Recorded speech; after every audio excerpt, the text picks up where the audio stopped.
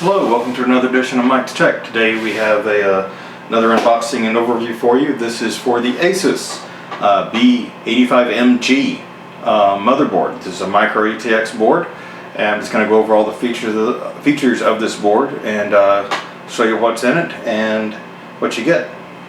On the front, you can see it shows you have it's Intel B85 series chipset. Intel compatible, LGA 1150, and of course ready for 8.1, and assuming you have a powerful enough processor, which I will in this build, Ultra HD 4K, it does have the output for it. You would have your 5x protection, which is the precise power control for long-lasting stability, enhanced DRAM overcurrent protection, short circuit damage protection, enhanced ESD protection, an extended component lifespan, high quality 5K hour solid capacitors for excellent durability, which gives you 2.5 times longer lifespan than standard capacitors, and stainless steel back I/O for corrosion resistant coating. Okay. That's the front of it, and see if there's anything else on the sides you need. I don't see anything. On the back we have everything else that we're talking about. Again, it goes over the 5x protection that I was just talking about. Network eye control, real-time network bandwidth control, ASUS GPU boost, UEFI BIOS, which is nice, and USB 3.0 boost from ASUS for faster 3.0 with UASP for Windows 8. I'm guessing that doesn't work in Windows 7. This does contain the AI Suite 3, the USB 3.0 Turbo Boost, as I mentioned again, GPU boost, see if there's anything different. Rest of it we should be able to go over with the unboxing. Okay, so let's open it up. This is a Micro ATX board, as I mentioned. Comes with two SATA connectors. We've got, go ahead and open this up.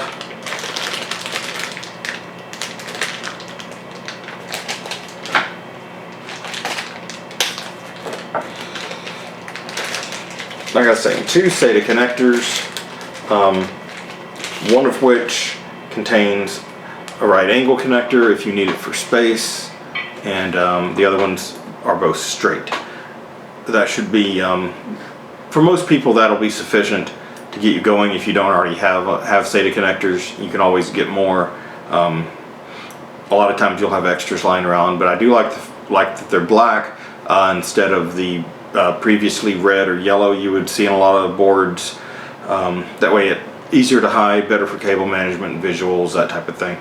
So two SATA connectors. We'll get to the motherboard here in just one moment. Underneath you have user guide, very useful, tell you where to put all your DIMMs to match up for dual channel and which ones are preferred if you run singles usually. Inside here is also a driver CD. Always recommend downloading the latest drivers from the website, but very nice in case you don't have internet connection or you're building this at home with no secondary PC to download the drivers.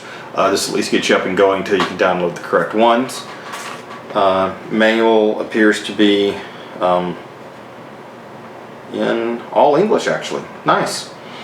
They know they're selling this in the US, so instead of making a multi-language manual, they're selling them individually for the marketplace, which is actually kind of nice. I kind of like that, instead of getting a really thick manual that you don't need with multiple languages. This way you just get your basic one.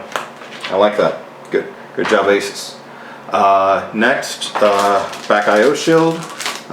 Nothing fancy about that, but your standard I/O shield. They did say it is stainless and corrosion resistant, so that's nice. I've personally never had an issue with the rusting I/O shield, but always nice just to be safe. And okay, here we have the motherboard for you.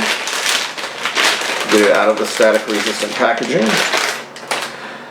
Alrighty, there you go. As you can see, this is a very shiny, clean, nice motherboard. Just over here, your socket 1150 connector, 4 DIMM slots. This can do a maximum of 32 gig DDR3 1600 memory, standard 24 pin power supply, USB 3.0 adapter. You've got 4 SATA 6.0 connectors and 2 SATA 3.0 connectors. You've got your 2 USB 2.0s, front panel connectors. This is actually, I believe, a LPT1 port. Now this is like I said, this is technically, the B85 chipset is technically a business level board chipset. So the idea is if you needed an LPT1, which is the standard printer port, you would have that. COM port adapter also, if you have a need of a COM port for any particular application, you have that. You have to get additional headers for that. Not headers, but back plate adapters, excuse me, didn't say that right. And there is your HD audio, of course, back there, sorry. Anyway, oh, I did forget your 4-pin CPU power adapter. This one doesn't have an 8-pin. Now, something of interesting to note here is this particular motherboard. I did double check the specifications, and it does list that this can handle up to an i7 4770K processor. Now, I personally would not recommend buying a K-level processor for this board because with only 1 power adapter you're not going to be able to do much overclocking. But it is rated to handle it. So, and there is also one Xeon processor. It's also rated to handle. I'll have to reference that, and I'll try to put that here in the description or pop up preferably right here. Anyway, other than that, let's see what else did I forget. CPU fan header, chassis fan header. I don't particularly see any other fan headers on here, and I'm a little disappointed in not seeing at least a third fan header. I do realize that a lot of quote-unquote business cases would only have 1 rear fan in them, but I would like to see a third fan header for standard personal use. It would be nice. And also there is a power LED right here. I forgot to mention. Nice little heat sink for your chipset. USB, I'm sorry, I did not say that right. PCI Express 16X and 2 PCI Express 1X slots for expandability. And along the back here we've got your standard audio. This does not have the nice 6-pin out. It's only got 3, but for what you're going to use it for, if you're going to probably be building this for either a business system or a standard internet system where you're just going to do some business work, some surfing, maybe watching a little videos, you're not going to want to be an audiophile, that's fine. You can also always add an additional audio card here if you wanted to. You can get a decent audio card actually for probably $30–40 from what I've been seeing lately. On the back here, in addition, you've got 4 USB 2.0, and there is your N100 1000 NIC, HDMI, DVI, VGA, and PS2 ports for your keyboard mouse if you're still using PS2, or if you're someone who just likes PS2 peripherals. Some people swear by them. I'm not personally a big fan of them anymore, but a lot of people like them, so it's nice for them to include that as well. I'm trying to see if there's anything I left off of this board. I don't off the top of my head see anything. If you look on the back, you can see very nice shiny PCB. There's the back plate for your socket, but it's, this is a nice looking board. It's not anything you're gonna want to do extremely high-end gaming on or anything, but for standard applications or even a light gaming system, this would work. I said it can handle 32 gigs of memory again. So that should basically take care of everything on this board. I will be posting some benchmarks I'm going to run on this. For this particular board, I'm going to be putting in an i3 4130 chip. So, you know, this is not going to need to be a high-end board for this. But I just want to point out that one other thing, the board that I was originally going to get for this build, actually, was an H81 ASUS board, which will do fine. Would have done just fine for what we needed for this exact same processor, but by upgrading to this board, it's additional $30. This board currently runs around $80.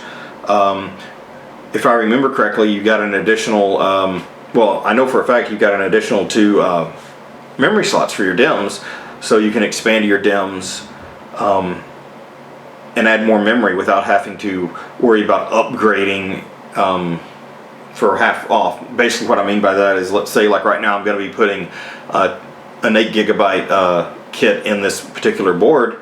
If down the road, maybe 6 months, a year from now, the client wants to add more memory, instead of having to buy either a 16 or 32 gig kit and get rid of the 8 gigabyte kit, they can just plug the additional in and have, you know, 24 up to 24 gigs without even taking anything out, and that's a really nice advantage. And I also believe, I'd have to double check, and I'm going to put a note here, but I think you get an additional 2 SATA 6.0 ports on this one, and that's nice also. But anyway, just again, this is the ASUS B85M-G Micro ATX motherboard. It is on the B85 chipset, and any questions, feel free to ask. I'll be happy to answer anything I can. I'm going to be installing this board here and running various tests and benchmarks on it, which you will be seeing. I will put them at the end of this video unless something happens and I need to put them on a separate video for length or whatever other reason. I can't imagine. But this is a nice little board, good quality. Good construction, obviously. ASUS quality, that's why I went with it. The client that I'm getting this for has had a bad experience a long time ago, and it was a long time ago. You're talking 8 or more years ago now. They had a bad experience with an old Chaintech board, which, you know, Chaintech's not in existence anymore, at least not in the US. But when I went with this motherboard, I wanted to make absolutely sure we got them a good brand, and that's why I went with ASUS. I've never heard anything but positive on ASUS overall. Never had a bad experience with an ASUS board myself, or known anyone personally that did.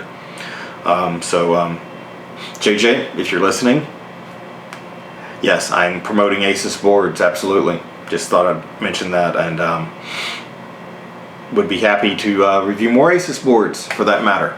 I like ASUS boards. Matter of fact, you're probably going to see another ASUS board here in a week or so after this is published, because I'm going to be building a whole new system for myself, and I'm planning on getting ASUS as well. And anyone else that is out there from the other motherboard communities, MSI, Gigabyte, ASRock, feel free to send me your products. I'll be very happy to review them. Give them proper reviews, fair, unbiased reviews, and we will see how it holds up. Anyway, that's about all I can think of right now. Feel free to please like and subscribe. As always, let the more, it always helps me with my channel and keep my channel going. Share the video if you like it. That's it. Have a good day.